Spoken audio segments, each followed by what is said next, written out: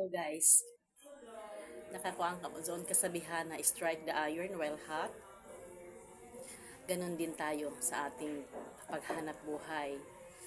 Walang pinipili na oras katulad sa amin na bilyaran. Kahit na anong oras basta mayroong customer talagang kami ay ready na mag-serve sa aming mga customer. Ganon talaga guys, hindi madali ang pag-asinso. Kung gusto mo na mo-asinso sa buhay, huwag kang mamili ng oras na ikaw ay magsipag maghanap buhay.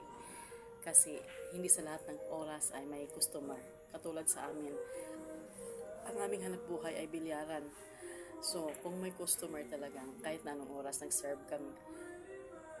Ganun guys, ganun talaga. Oo. Dahil sa pagka kinabukasan hindi mo alam na kunti lang ang customer. So, talagang wala nang pahinga basta may maka-income lang. Ganun ang mindset namin mag-asawa. Ayaw namin ng patulog-tulog sa pagsitan guys, kumbaga. Dahil sa nasa atin mga kamay ang pag-asinso.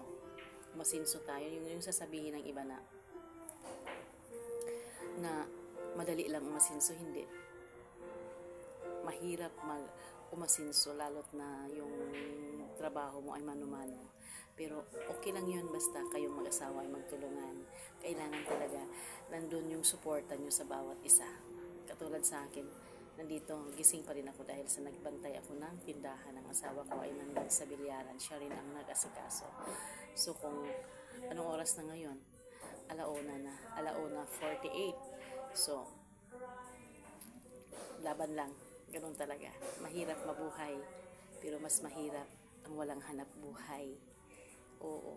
Kaya pag may hanap buhay ka, mahalin mo at kailangan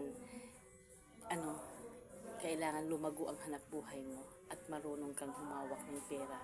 Kailangan marunong kang mag-savings para na at least kahit papaano pagdating ng panahon ay mayroon kang madudukot po. Yun talaga ang ating buhay.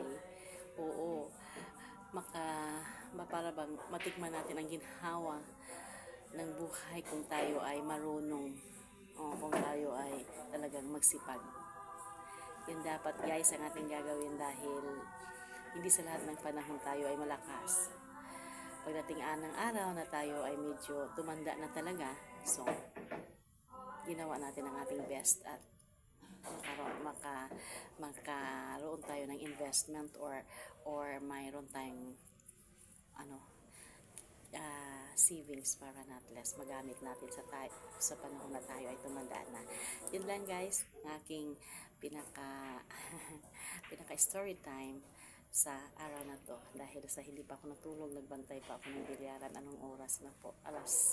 Pag-aalas 2 na po ng morning. Bye-bye! Happy morning po to everybody!